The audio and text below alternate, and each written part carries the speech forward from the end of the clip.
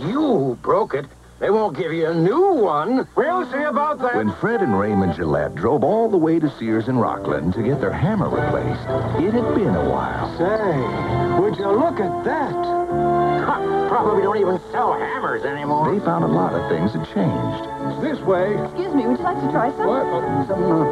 What? Oh, you're gonna smell Thanks. pretty.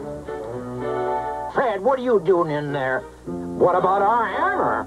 But you could still count on Sears.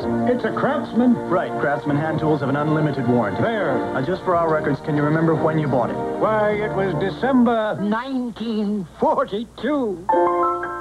That's fine. It is? Isn't she a beauty? Come celebrate Sears' 100th anniversary. See all the ways we've changed and all the ways we haven't. What'd you buy? Perfume? It's called aftershave. Why, you old softy.